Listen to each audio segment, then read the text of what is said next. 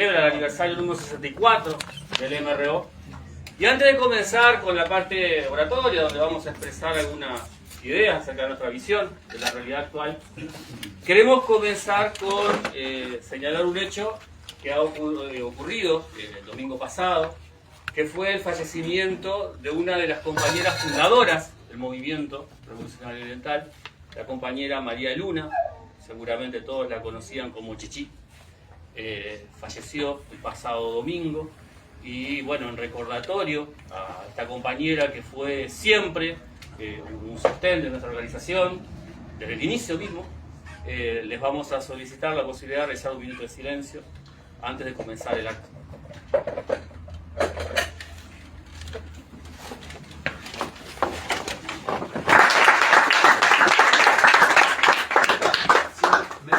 Solamente una pequeña corrección, porque se entiende que en la reforma educativa la trajeron los multicolores, no es así. Es verdad, no quería extenderlo más todavía, pero el EDU 21 venía de antes. 2017, línea de crédito condicional con el Banco Interamericano de Desarrollo, pone la firma Astori y Neto.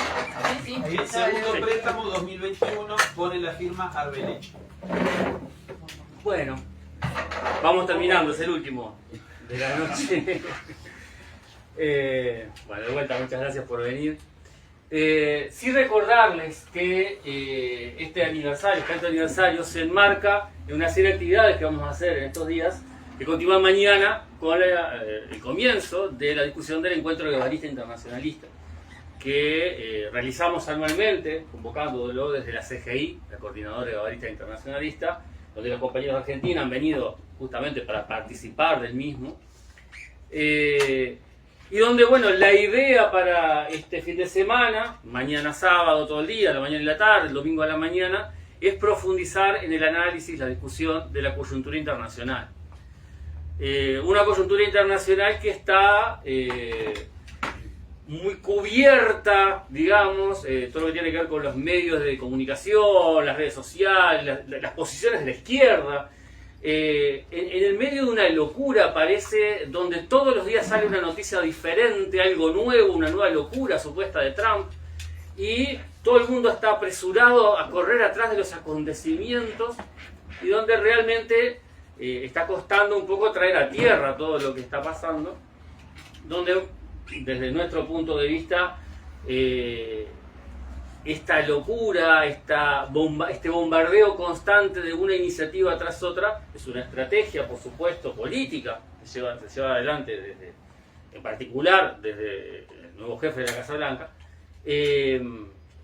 pero lo interesante es leer lo que está detrás, que obviamente no son fenómenos que van cambiando día a día, sino que son fenómenos de estructura más que de coyuntura.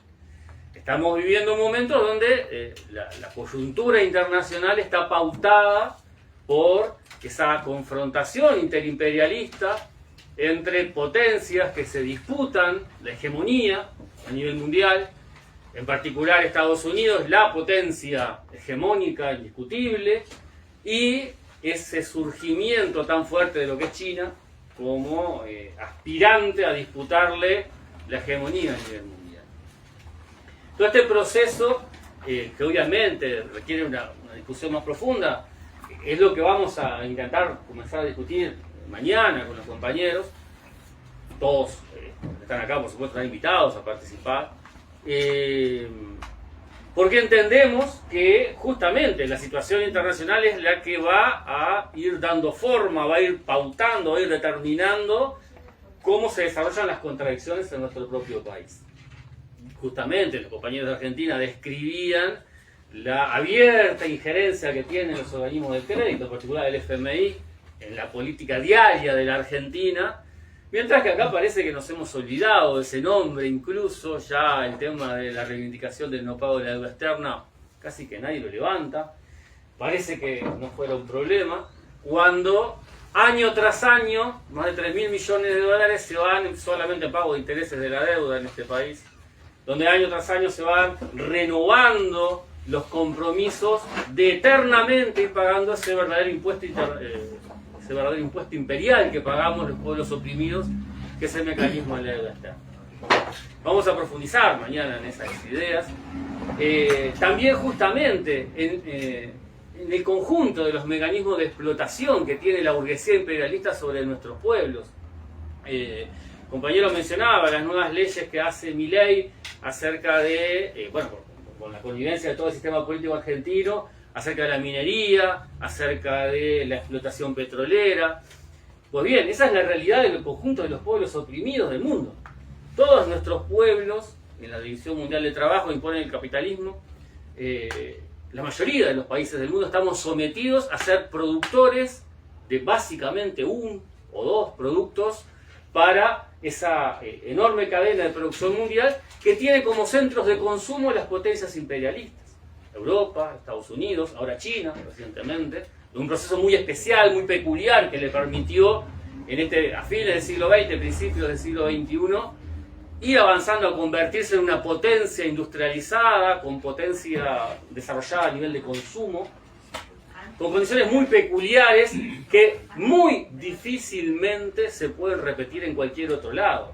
Y esto es importante señalarlo, porque el discurso con el cual se disputan las campañas electorales, acá en nuestro país, el discurso que asume mismo, por ejemplo, el PIT-CNT, es el discurso de que es posible, en el marco capitalista, en el marco del capitalismo, en su fase imperialista, generar un desarrollo industrial que genere un crecimiento de la economía del país y que de ahí haya un derrame, como diría Orsi. No es la escuela de los Chicago Boys, por las dudas, es Orsi que asume ese discurso, Mujica, bastante amplio. Y que de ese desarrollo llegaríamos a un proceso donde nos convertiríamos en potencia. Milei se lo decía. Hace unos años los más veteranos recordamos cuando Menem decía que Argentina se iba a convertir en primer mundo. Y es un discurso repetido. Pues bien, toda la evidencia, la experiencia histórica demuestra que esos procesos no ocurren. Nuestros países ya nacieron sometidos al imperialismo. Nacimos endeudados con los ingleses en su momento y luego esos procesos se fueron profundizando justamente producto del lugar que fuimos colocados en la División Mundial de Trabajo. Pues bien, todas esas cuestiones hay que discutirlas. Pero no es casual, por ejemplo, que en Argentina se esté discutiendo estas cuestiones, las leyes que regulan la extracción de los recursos, cuando Argentina es uno de los principales, junto con Chile y Bolivia, es una zona donde existen enormes reservas de litio, una de las principales del mundo. Todos nuestros pueblos, nuestros territorios, están sometidos al saqueo de los recursos cada vez más rapaz, y donde esta disputa entre las potencias se expresa como disputa por el control de los recursos estratégicos. Trump cuando asume, empieza a tirar algunas de las locuras que según algunos dicen, por ejemplo que quería anexar Groenlandia, que quería anexar Canadá, y todos decían, bueno, pues está loco Trump. Bueno, lo que no se estaba viendo y lo que sí se estaba planteando era el intento de avanzar en el control de una zona como lo es el Ártico, con recursos minerales, energéticos riquísimos, y con el control de las rutas comerciales. Porque el capitalismo, hasta el cambio climático, lo aprovecha para buscar el lucro, para buscar la ganancia. El calentamiento global genera retrocesos de las zonas permanentemente congeladas, al norte de Europa, al norte de Asia, y eso permite la posibilidad de generar, y en perspectiva de unos años profundizar eso, nuevas rutas comerciales, que acortarían enormemente los viajes desde Asia a Estados Unidos, por ejemplo, y por lo tanto bajarían costos, y quien controle eso tendría enormes ventajas comerciales y económicas. Bueno, eso es lo que está avanzando Estados Unidos. ¿Se anexará Canadá? ¿Conquistará Groenlandia? No es esa la pregunta, no es esa la cuestión. Lo que está forzando es negociar, buscar concesiones para obtener mejor posicionamiento en esas disputas. Lo mismo pasa con la guerra arancelaria, que ha lanzado 200 y pico % de aranceles a China, 10% generalizado, amenaza que el primer día de marzo va a ponerle impuestos de 25% a Canadá y México, y luego retrocede, hace acuerdos, negocia. Lo que hay que leer es qué es lo que está pasando detrás. Bueno, lo que está pasando detrás es un nuevo empuje, un nuevo avance en un proceso donde está forzando Estados Unidos a la renegociación de las condiciones en que nos explotan. buscando siempre la disputa con ese enemigo, ese rival, esa competencia comercial que representa en este momento China. Hay datos que mañana nos podremos extender más en ellos, que ilustran esto, cómo esas dos grandes potencias se reparten el control de la economía mundial, incluso relegando a Europa a un rol totalmente secundario cada vez más. Por supuesto, los que pagamos el plato más fuerte somos los pueblos oprimidos. En nuestros territorios se estallan las guerras directas entre representantes del imperialismo, o a veces apoyando a una u otra facción. Algunas organizaciones, algunas ONG, incluso la ONU, presentan informes anuales acerca de muertos, acerca de heridos, año a año en los conflictos, acerca de desplazados. En los conflictos generados por el imperialismo, cientos de miles de muertos por año, millones y millones, cientos de millones de desplazados por año por los conflictos del imperialismo. Por supuesto que nosotros tenemos muy presente la agresión brutal del Estado sionista de Israel sobre el pueblo de Palestina y sobre la región, donde por ejemplo los bombardeos en el Líbano generan también miles de muertos y desplazados, en una acción constante de Israel desde su propia creación como agente, como enclave del imperialismo ahí en el Medio Oriente. O casualidad, una región central en lo que tiene que ver con la disputa de los recursos energéticos, con las rutas comerciales, etc.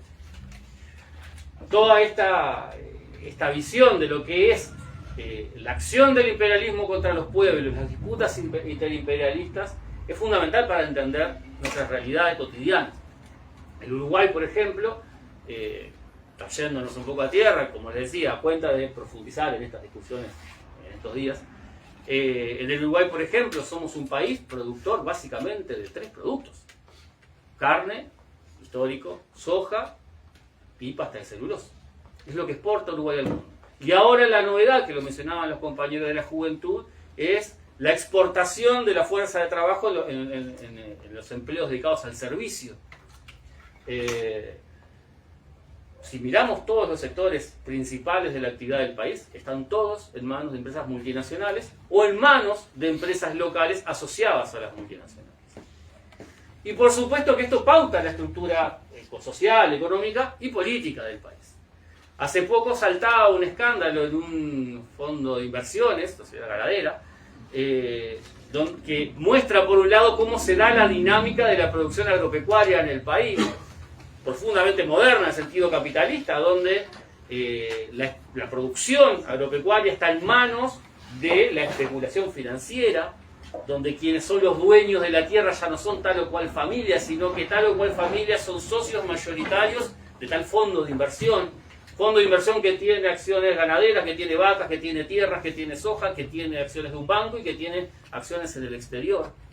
Y ahí se va procesando esa fusión entre la burguesía nacional, las burguesías nacionales tradicionales y las burguesías imperialistas. Todo ese proceso que ya desde hace muchos años la izquierda revolucionaria reconocía. Hay que recordar lo que planteaba Guevara, por ejemplo, en la década del 60, ¿no? Con las burguesías nacionales de América Latina, nada. No es posible esperar ninguna lucha antiimperialista de estos sectores. Ni hablar que hoy en día eso se reafirma. Y como mencionaba, cuando salta el escándalo de Conexión Ganadera, empiezan a saltar algunos nombres, y eso es bastante interesante. Pequeños ahorristas, socios minoritarios, gente que pone algunos decenas o centenares de miles de dólares en los grandes negocios imperialistas. Y ahí saltan nombres de representantes de todos los partidos políticos, con representación parlamentaria, todos los partidos políticos que representan los intereses de la burguesía, que son sus propios intereses. Daniel Martínez, ex candidato a la presidencia por el Frente Amplio, es uno de los accionistas de ese fondo de inversiones que especulaba con el precio de la carne. ¿Qué le vamos a pedir al Frente Amplio? Una política, por ejemplo, de precios populares del consumo de carne para la gente, si ellos están metidos directamente, incluso a nivel personal, ni hablar de estructura política, en el negocio de la especulación con el precio de los productos alimentarios básicos. Y así podemos seguir. Las burguesías de nuestros países y sus representantes, esos que están acá en el Parlamento, los que están en presidencia, que gobiernan en conjunto, están totalmente unidos en intereses materiales, económicos al imperialismo. No van a salir de ahí. En esa situación donde hay algunos datos acerca de la realidad de nuestro pueblo que son muy fuertes. Acá se vende el discurso incluso para el exterior, hay todo un trabajo muy fuerte del sistema político de convencernos y de convencer al exterior del Uruguay como tierra de la estabilidad, de la igualdad, de la democracia, de la firmeza institucional. Pues bien, en esta tierra de la democracia, de la igualdad, de donde no hay grandes diferencias sociales, según el discurso oficial, el año pasado se presenta un estudio por parte del INE, del propio Estado burgués, un estudio que habla de que el 36% de la población de nuestro país no accede a una dieta saludable, porque no tiene plata para hacerlo. La obesidad infantil es un problema que se extiende entre los niños, donde aquella idea del niño gordito y rosado como saludable está siendo cambiada por estudios que muestran que en nuestro país los niños tienen déficit de calcio, tienen déficit de hierro, porque no acceden a una dieta saludable. Esos mismos estudios que presenta el propio Estado burgués nos habla de que hay casi un 20% de pobres, cuando las cifras tradicionalmente hablaban de que en Uruguay hay entre un 6, un 7, un 8% de pobres por el método del ingreso, donde si cobras un pesito más o un pesito menos de los dólares que se fijan como mínimo, como nivel para ser pobre o no, ya no eras considerado pobre. Entonces hoy había 100.000 pobres menos que ayer, 10.000 pobres menos que ayer, y así se disputaban los números los gobiernos. De repente se cambia la manera de medirlo, se toman en cuenta la falta de ciertas necesidades básicas. Hay un estudio que se hace por el INE, presentado hace pocos meses, donde se consideran 15 necesidades básicas: vivienda, saneamiento, salud, etc. Y si no tenés 4 de esas satisfechas, o sea, si no tenés acceso a saneamiento, a salud, a la vivienda, etcétera, etcétera, se te pasa a considerar pobre, como si con una no lo fuera. Pero bueno, aún con ese criterio totalmente limitado, el número de pobres en Uruguay oficialmente, según el Estado, representa a un quinto de la población. Y la contracara de esto es ese famoso 1% que se habla a nivel internacional cuando se dan las cifras de distribución de la riqueza, donde, cuando también mañana profundicemos en la discusión internacional, las cifras son sencillamente brutales. Las 10 personas más ricas del mundo el año pasado vieron crecer su patrimonio en más de 100.000 millones de dólares, donde los países sometidos a las potencias imperialistas cada día se trasladan 30 millones de dólares, perdón, cada hora 30 millones de dólares solamente por pago de la deuda externa, sin contar todo lo demás. Esa enorme desigualdad que existe a nivel internacional entre los que son los dueños de los bienes de producción y los que trabajamos, que somos la gran mayoría, en Uruguay también está presente. Fugban presentó hace poco tiempo un libro que se llama, no les quiero mentir, Los de arriba. Los de arriba, gracias. Los de arriba, que habla acerca de la concentración de la riqueza en el Uruguay. Y tiene una gran virtud ese libro, por lo menos algunos de los artículos, que es que se centra en la propiedad. Porque una de las grandes mentiras de la socialdemocracia, en particular una de las grandes mentiras del Frente Amplio de nuestro país, es que se puede redistribuir la riqueza sin tocar la propiedad. Toda la experiencia histórica acumulada por la humanidad demuestra que quien controla los medios de producción controla la riqueza, es inevitable. Pues bien, ese libro habla acerca del control de la propiedad y señala algunos datos muy interesantes. Ya no habla del 1%, habla del 0,01%, habla de 25.000 personas que en Uruguay adquieren la totalidad prácticamente de la riqueza que genera el sistema financiero, obviamente, y adquieren el 90% de toda la riqueza que se genera a nivel empresarial, tomando en cuenta las grandes empresas, las medianas empresas y las pequeñas empresas. Hay una brutal concentración de la riqueza en este país. Y todos los gobiernos, Frente Amplio, la coalición, todos ellos, todos los que están acá en la oposición supuesta parlamentaria, prendidos todos en el mismo negocio, en las coimas, en los acuerdos por abajo, que es donde se mueve el real poder en esta democracia burguesa, todos ellos lo saben, y su tarea justamente es ocultar ante la población, ocultar en el día a día esta realidad. Castillo decía, el ministro de Trabajo del Partido Comunista, que, como indignado, hay 600.000 personas que cobran menos de 25.000 pesos en este país. como si su partido no le hubiera firmado a la calle Pou, por ejemplo, durante la pandemia, la rebaja salarial para 700.000 trabajadores del sector privado en tiempo récord, según lo agradecieran los ministros de la calle. Como si su partido, dirigentes de los sindicatos de la salud, no se le hubiera hecho fácil a Salinas, el ministro facho de Cabildo Abierto, al cual terminaron abrazándolo y en una fiesta. 600.000 personas cobran menos de 25.000 pesos en este país. El boleto en Montevideo, si tenés la tarjeta, te sale 49 pesos uruguayos. Si solamente gastás el boleto, uno para ir y uno para volver al laburo, son 3.000 pesos por mes.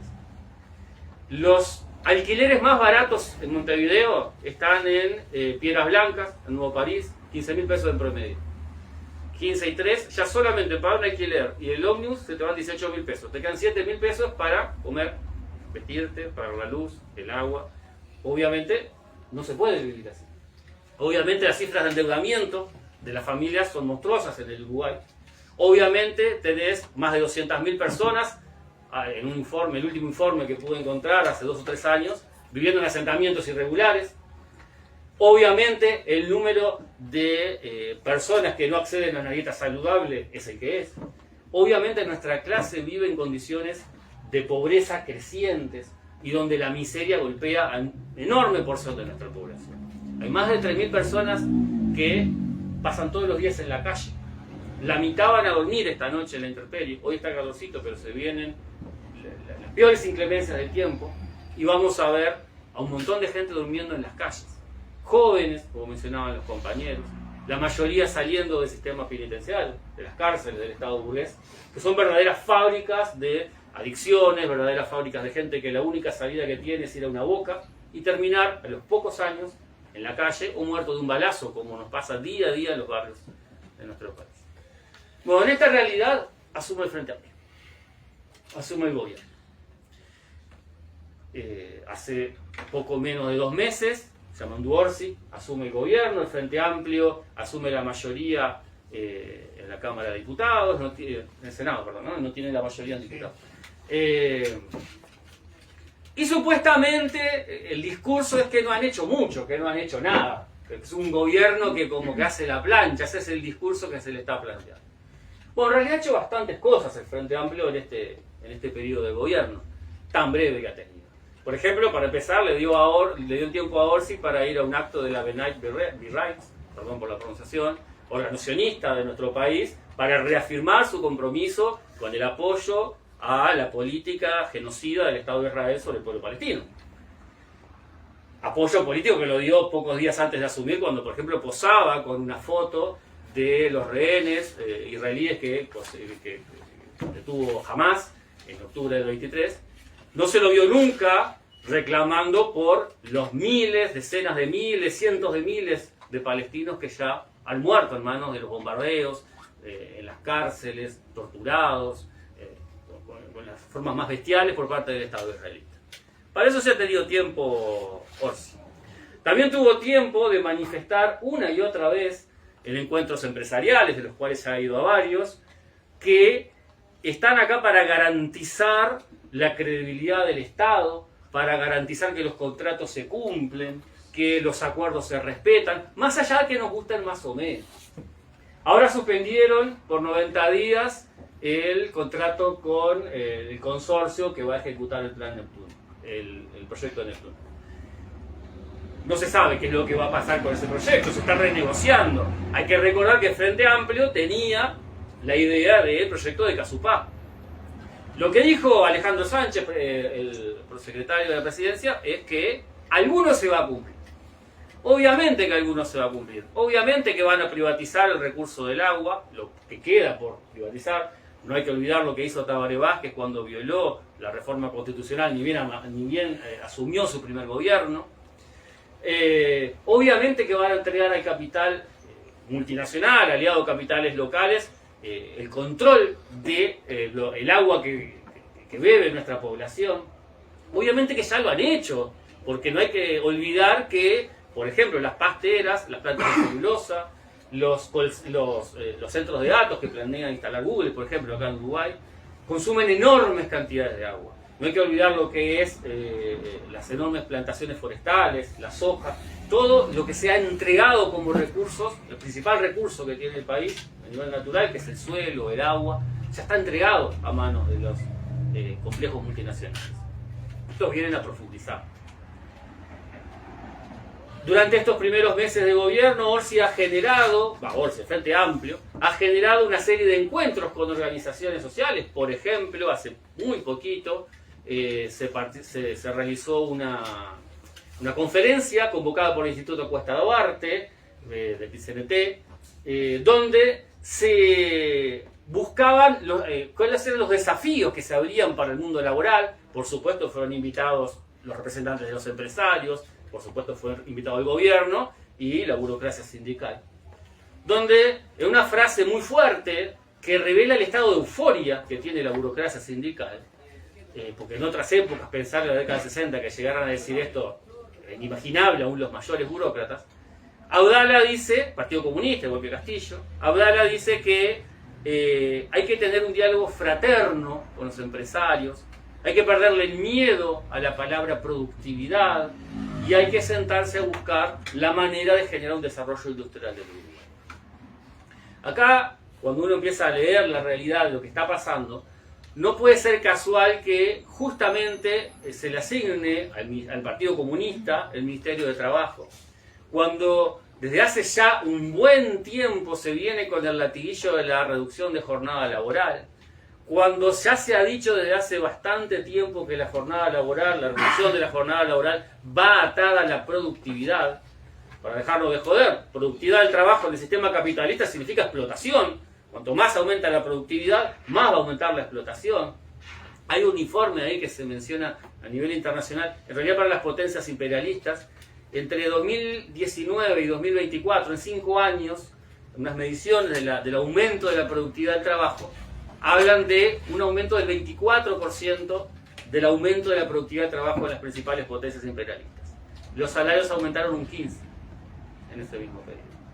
Ahí está claramente expresado con un número, un indicador, por supuesto, la realidad de lo que es la productividad del trabajo en el sistema capitalista. Aumentar la productividad del trabajo en el sistema capitalista implica aumentar la explotación de la clase obrera. Bueno, eso es lo que nos está planteando el PCNT, el Partido Comunista, el Frente Amplio en el gobierno. Vienen hacia eso.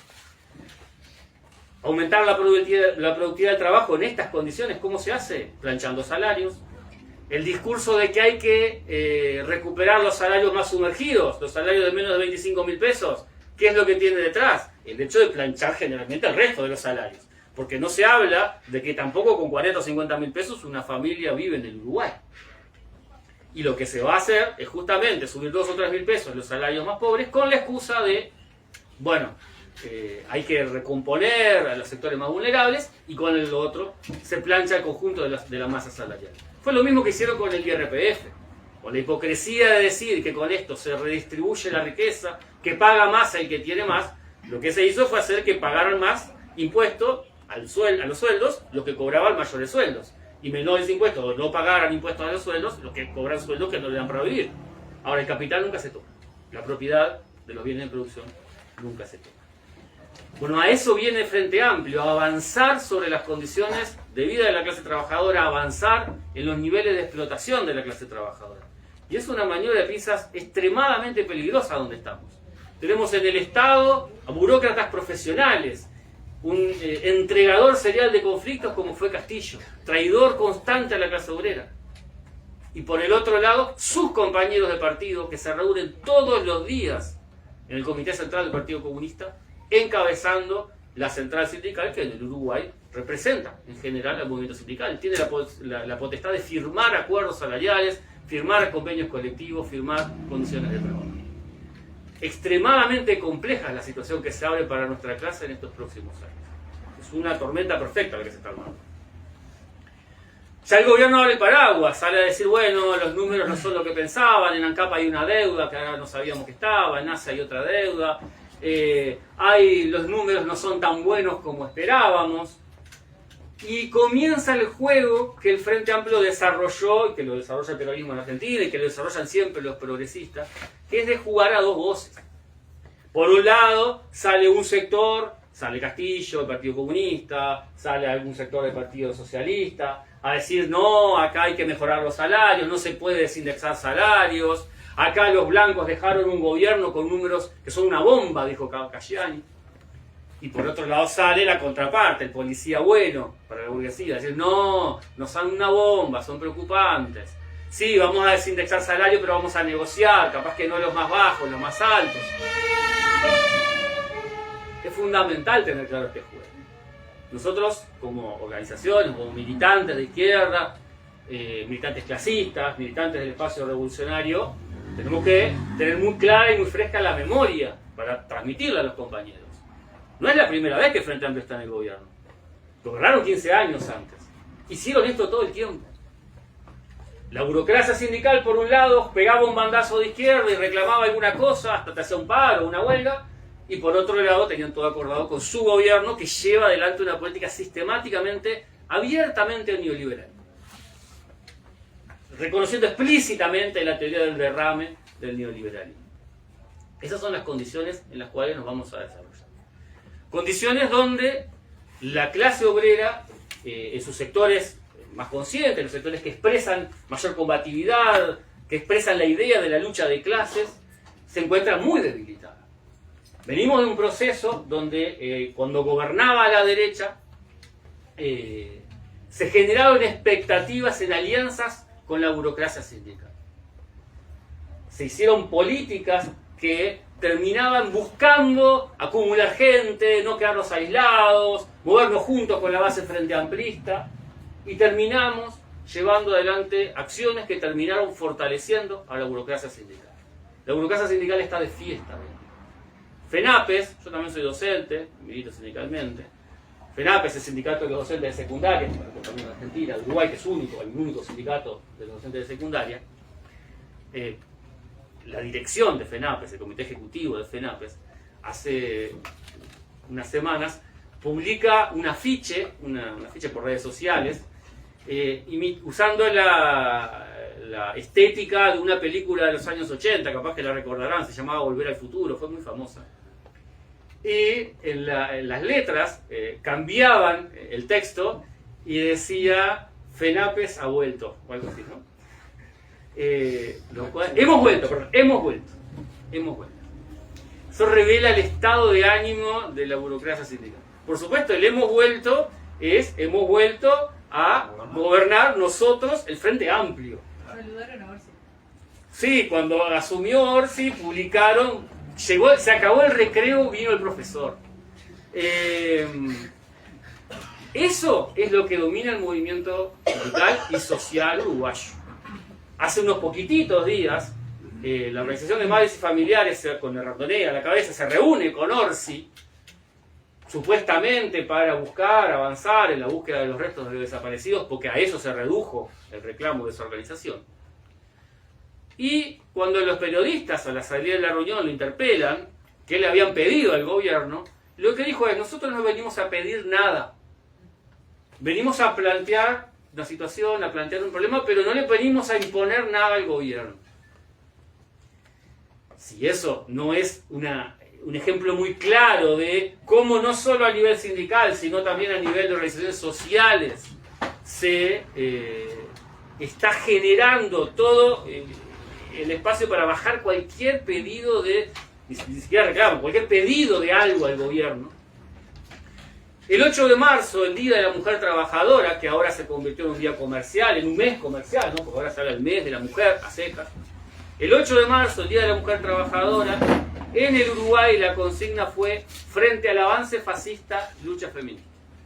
Ahora la pregunta mía es, si ellos dicen que los convocantes, ¿no? Organizaciones que responden a los, la cúpula, ¿verdad? Organizaciones que responden a la línea que baja del Frente Amplio, si esos sectores consideran que el gobierno que asumió el 1 de marzo de Orsi representa un avance fascista, un avance de la derecha, un avance de las posiciones de la gran burguesía, del avance de las posiciones contra el pueblo, estamos totalmente de acuerdo. Si no, no entiendo qué estamos planteando. ¿Acaso el gobierno socialdemócrata que acaba de asumir no hay nada para decirle? Parece que no. Parece que antes de asumir todo el sector social, sindical, el sector feminista, el sector de los derechos humanos, por supuesto no los sectores clasistas dentro de esos espacios que los hay, sino los sectores cooptados y dirigidos por el Frente Amplio, que son los que le hegemonizan todos esos espacios, le firman totalmente la carta de paz al Frente Amplio. A nadie le puede extrañar, porque ya se la firmaron a los blancos, colorados y a los militares organizados en un partido político como Cabildo Abierto. Si no se luchó contra eso, mucho menos podemos esperar nada de la burocracia sindical en este gobierno. Por lo tanto, las posiciones del clasismo llegan a una encrucijada. Este año va a haber congreso del PIT-CNT. ¿Nos vamos a plantear como objetivo central la disputa de cargos en el PIT-CNT? ¿Eso va a ser un avance de la clase? Si ciertos espacios que se plantean como clasistas dentro de la estructura de la central sindical logran un cargo más en el secretariado o logran alguna ampliación mínima de la mesa representativa, ¿será eso un avance para el clasismo? Nosotros creemos que no. Creemos que el proceso es tan complejo que necesitamos reencauzar un proceso de construcción muy desde abajo. Necesitamos recuperar, retomar los principios históricos de construcción de la clase obrera, la democracia obrera, la rotación de los cargos, el combate contra toda desviación burocrática, obviamente contra el seguidismo a cualquier aparato político, la independencia de clase, la defensa irrestricta de los intereses de los trabajadores y en contra, claramente, de la burguesía. Retomar la lógica de la lucha de clases y romper la lógica de la conciliación de clases. Ninguna discusión fraterna podemos tener con los patrones. Los patrones son nuestros enemigos, no son nuestros hermanos. Eso parece que se le olvida a las direcciones de la clase obrera y es algo que hay que retomar. Estamos a días de las elecciones municipales, que a nadie le importan porque básicamente todos saben los resultados. Y si las elecciones anteriores tuvieron una apatía generalizada por parte de la clase obrera, reflejando una tendencia mundial, donde a nivel mundial la participación en la democracia burguesa tiende a retroceder sistemáticamente, hay estudios al respecto. Si en octubre no había prácticamente ningún interés por parte de la clase obrera, mucho menos va a haber ahora en mayo, donde los resultados están cantados y donde lo que se discute prácticamente que es irrelevante. Y sin embargo hay sectores políticos de la izquierda, del espacio de la izquierda radical, que se embanderan nuevamente en una campaña electoral que desgasta, que consume recursos y que nos separa de asumir una tarea que es ineludible. Con la experiencia de 15 años anteriores de gobierno frente amplista, con la experiencia de la oposición frente amplista responsable a los gobiernos de derecha, ultraderecha, con componentes fascistas, como les encantaba decir a ellos. Con toda esa experiencia acumulada, tenemos que sentarnos a discutir cómo construimos una alternativa clasista para el movimiento obrero. Cómo le disputamos en todos los planos la hegemonía al reformismo.